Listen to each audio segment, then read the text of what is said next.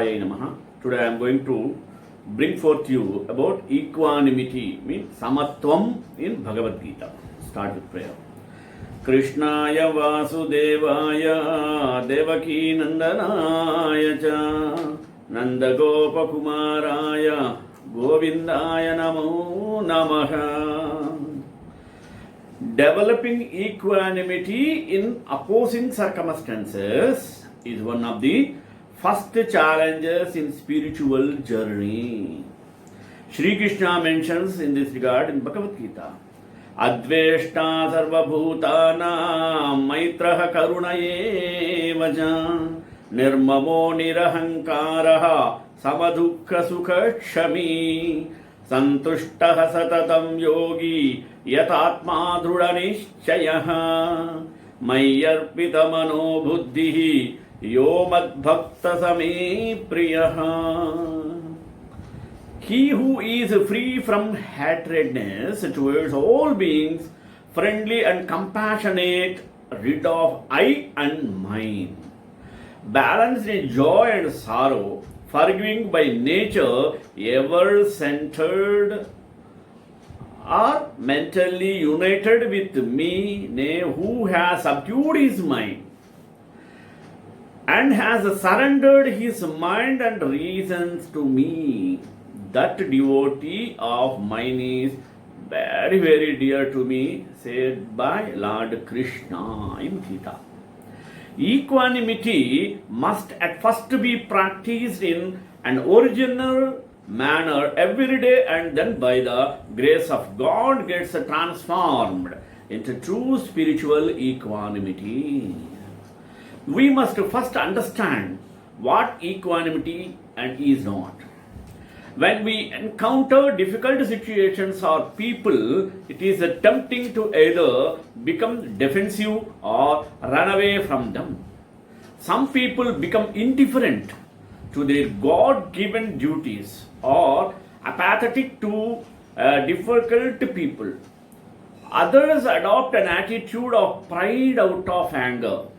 Nothing can affect me, and go on become difficult people themselves. However, neither of these responses characterize equanimity. It is the nature of the mind to throw up reasons to not participate fully in the activity of living and working with all people under all circumstances. Similarly, when we encounter following situation or favorable situations, our mind gets energized by the highly of achieving what we desired, and then we become greedy. Apathy, anger, elation, greed and indifference arise from an attachment to desired outcomes for our efforts in a profession, social and personal situations. In this way, Bhagavad Gita gives some equanimity quotations.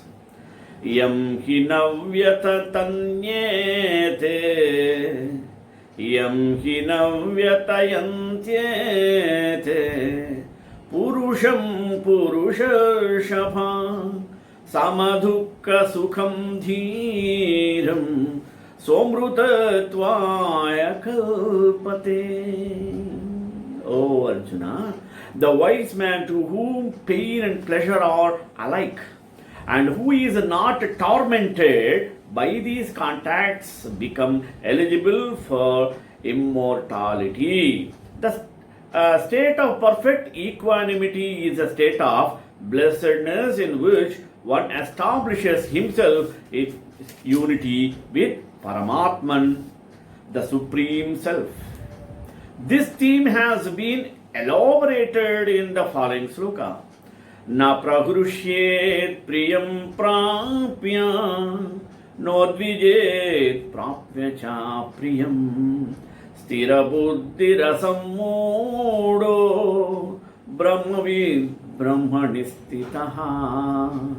It is stated that the one who is neither rejoices on getting the pleasant nor is perturbed by the unpleasant who is a stable mind, and who is free from doubt, such as the knower of Brahman, is forever established in the consciousness of Jitatman, the one who has conquered all his senses, including the mind.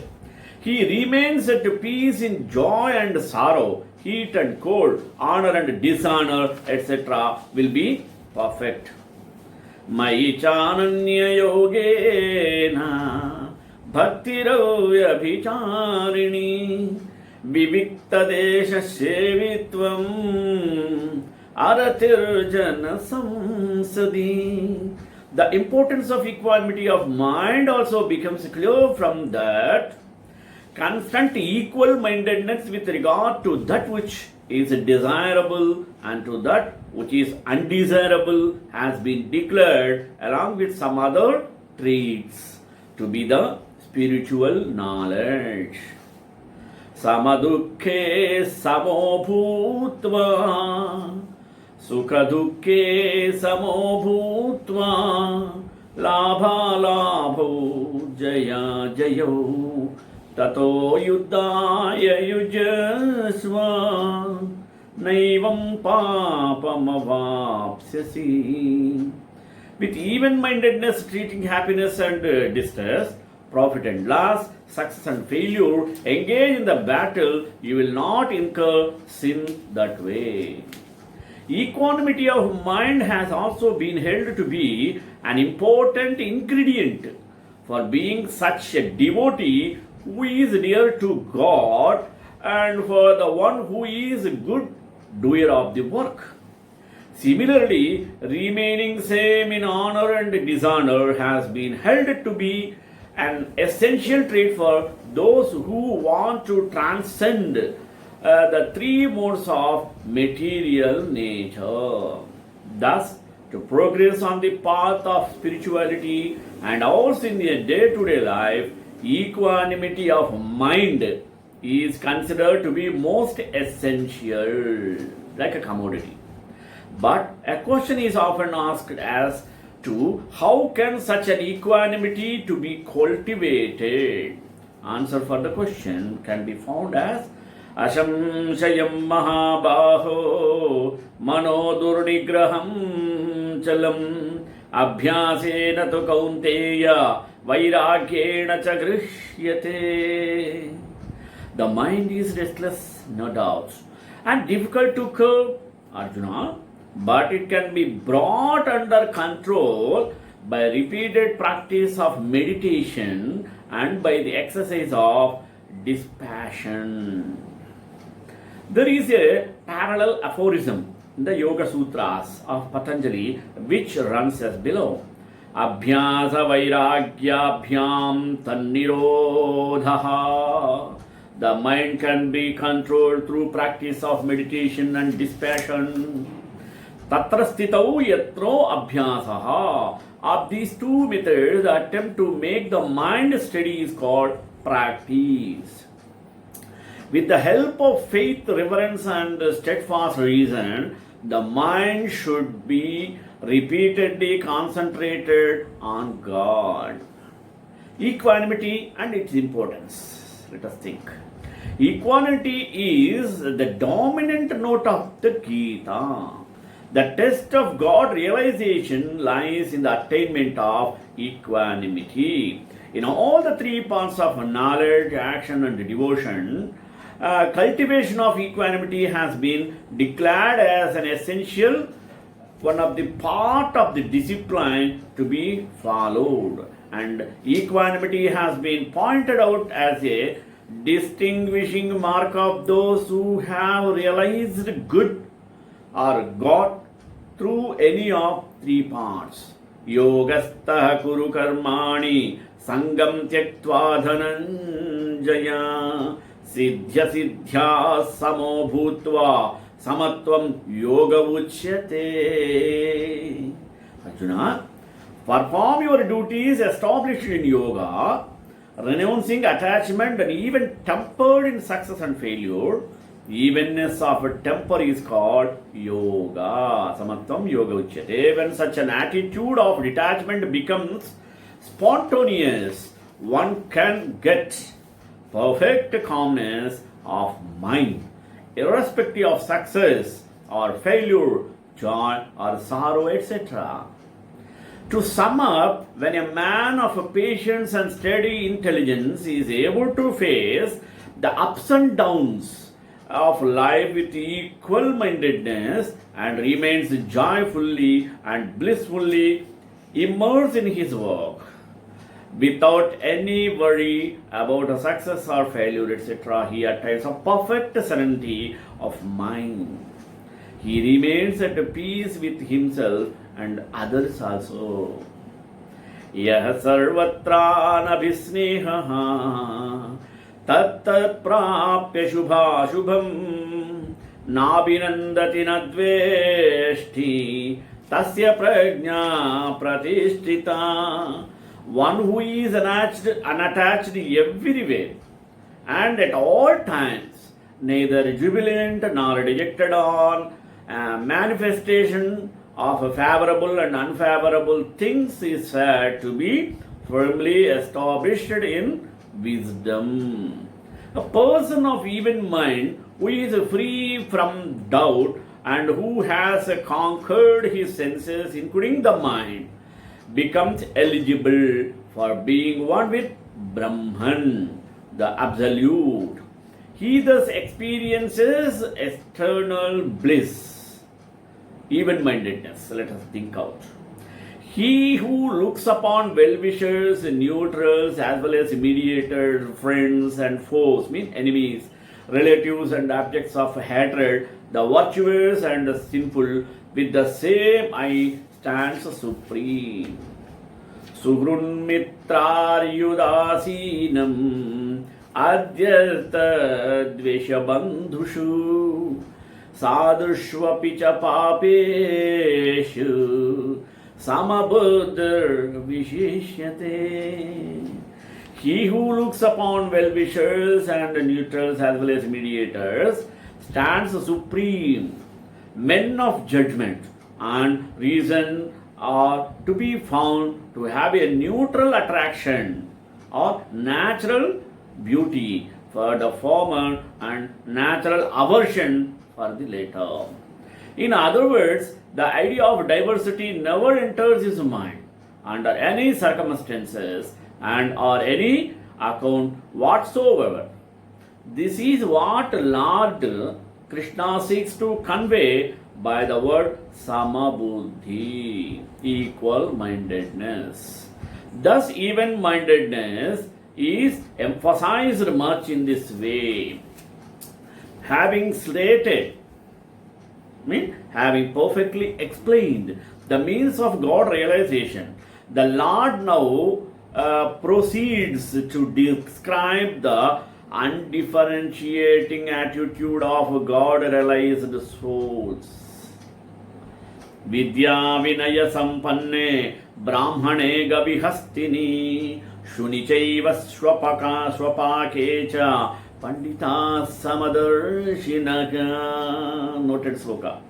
The wise look with the same eye on a brahmana endowed with learning and culture, a cow, an elephant, a dog eater, outcast.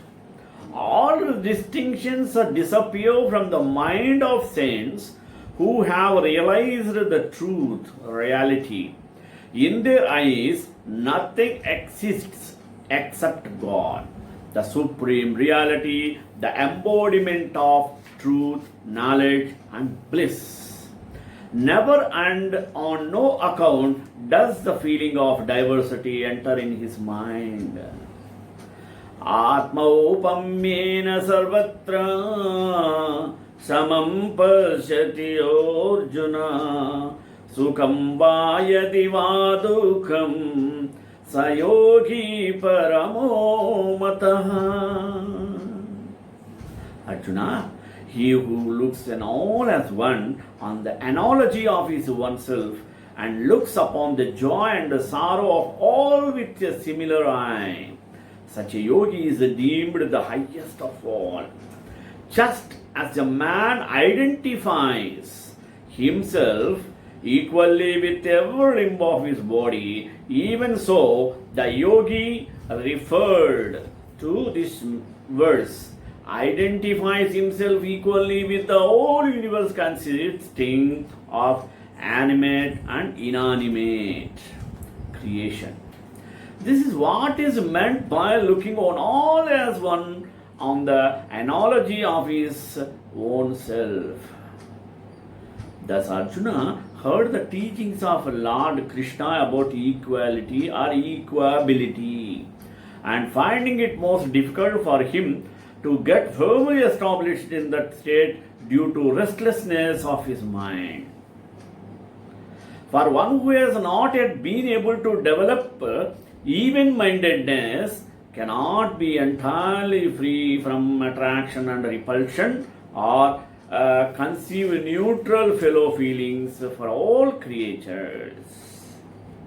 He alone is the best or God realized yogi who has attained equability. The Lord teaches to act in yoga unattached to success and failure. Krishna says to Arjuna that he should act in yoga. Yoga means to concentrate the mind upon the Supreme God by controlling always a disturbing mind. That is yoga, not pranayama or closing eyes and all. At some places, the Lord mentions equanimity with reference to men, actions, objects, and abstract ideas together. For example, Samaha Shatrau cha Mitrau cha Tatamana Shitoshna Sukha Dukheshu Samasanga Vivarjitaha. He who is alike to friend and enemy, as well as honor and ignominy, who remains balanced in heat and cold, pleasure and pain, and other controversy experiences, and is free from attachment. There is no distinction of friend and enemy, and his conduct towards all is one of supreme love at all times. It becomes a part of his nature to serve all alike, regarding them as manifestations of God. Just as the tree makes no distinction between one who chops its limbs and another who waters its root. It sees equally, who helps or who harms. That's why it gives equal results, fruits to the both. Even so, all the distinctions disappear from the mind of the devotee is even superior to the tree. Since in the eyes of the devotee nothing exists apart from God, there is no room for differentiation in him. Hence he has been spoken of as alike to a friend and enemy. In the above, friend and enemy stand for men, honor and ignominy, represent a treatment of by others, which is an action, heat and cold refer to objects, while joy and sorrow are abstract ideas. He who is ever established in the self takes sorrow and joy alike, views a coal of earth, a stone, and a piece of gold alike is possessed of wisdom, receives the pleasant as well as the unpleasant in the same spirit, and views censure and praise alike. In this as well, sorrow and joy are abstract ideas. Cold of earth, stone, and gold represents objects. Censure and praise typify action by others, while pleasant or unpleasant refer to all the four beings, ideas, objects, and actions. In this way, he who looks on all with same eye, who through entertaining the feelings of I and mine only in name of his dealings with the world is even-minded towards all, who sees unity in the whole world. Such a man is a possessor of equanimity, and he alone is an advocate of equality in the real sense of the term. There is a word of difference between a cult of equanimity preached by the Gita and the doctrine of the so-called equality preached by modern socialism. Modern socialism is antitheistic in its outlook, whereas the cult of equanimity preached by the Gita sees God everywhere and in everything. One uproots religion while the other upholds the religion at every step. One is violent in its conception while the other is established the principle of non-violence. One is based on self-interest while the other is no room for selfishness. 1. Though abolishing all distinctions in the matter of interdining and social intercourse, etc., maintains disunion in spirit, while the other, though maintaining due discrimination in the matter of interdining and social intercourse according to the bounds prescribed in the Shastras, does not admit any disparity in spirit and exhorts up to perceive the Supreme Spirit as the sum in all. The goal of one is money worship, while that of other is God realization. Two types. One is money worshipper and another is God worshipper.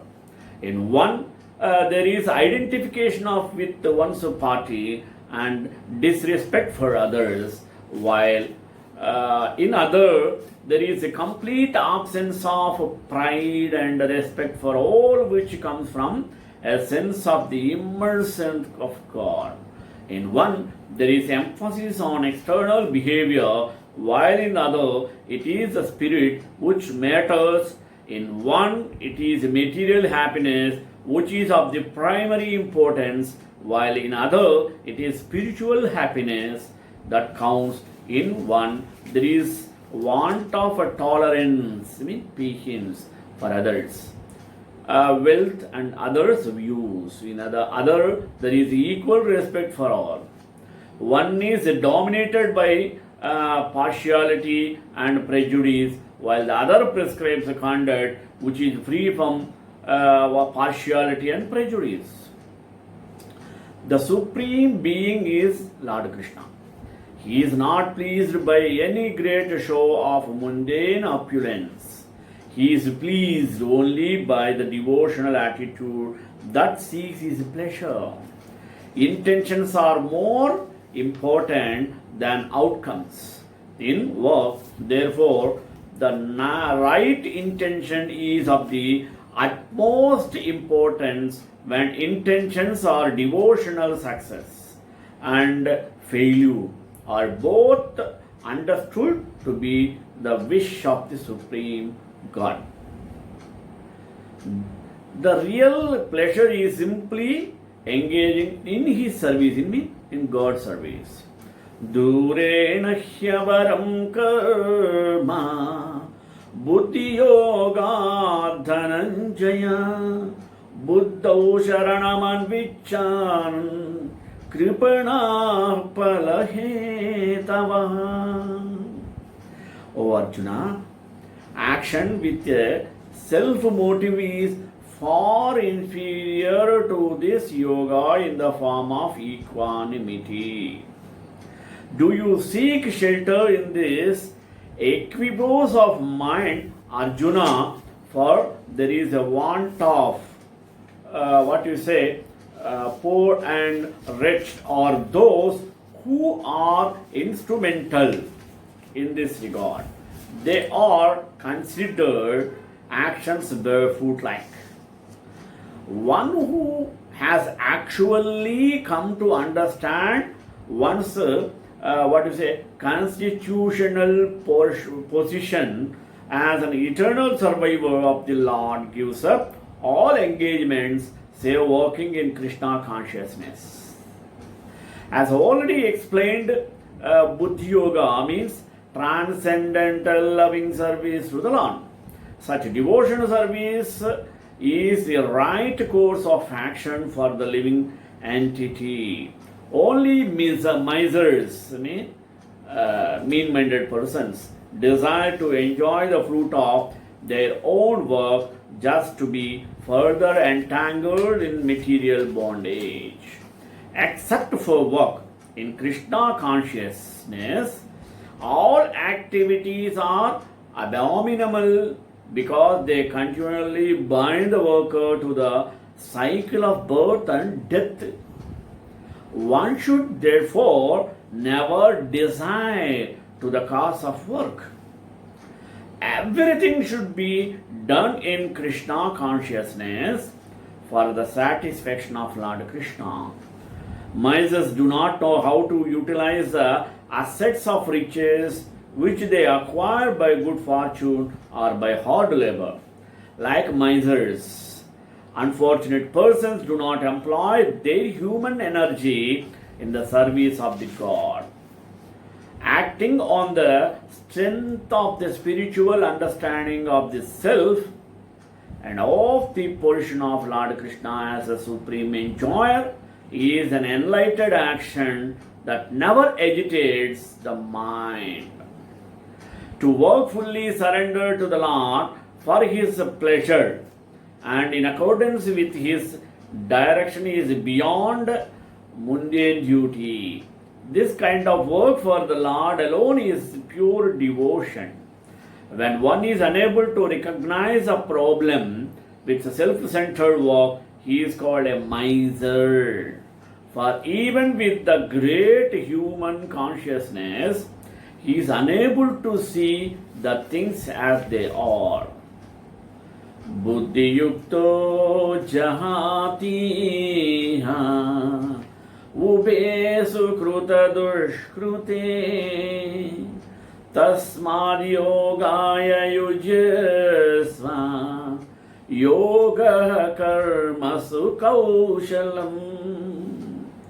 A man engaged in devotional service rids himself of both good and bad actions even in this life. Therefore strive for yoga, O Arjuna, which is the art of all work. Thus, even-mindedness and equanimity as a director are described in Bhagavad Gita in the source of its greatness. But there is a powerful practice taught by Lord Chaitanya by which we can achieve it, and it is methodically chanting the mantra with pure devotion. In this way, equanimity, samatvam, is very beautifully described by Lord Krishna. It means, totally what I would like to tell you, what is the need of equanimity? When we have this kind of sense, we can adopt solitary, determined mind to do anything without any disturbances of the mind. When we follow the equanimity in all creation of God, then automatically we will be clean and pure mind and free from all the avarice, worries. In this way, after listening this, we all should practice equanimity with all beings. Then we can keep our mind fresh to do anything for our successful life and lead it happy and blissful life. Shri Kantaaya Kalyananade Nide Dhanam Shri Venkatanivasaaya Srinivasaya Mangalam Mangalaashasanapare Madacharya Purogamaihi Sarvaisha Purvairacharye Satkrutāyastu Mangalam.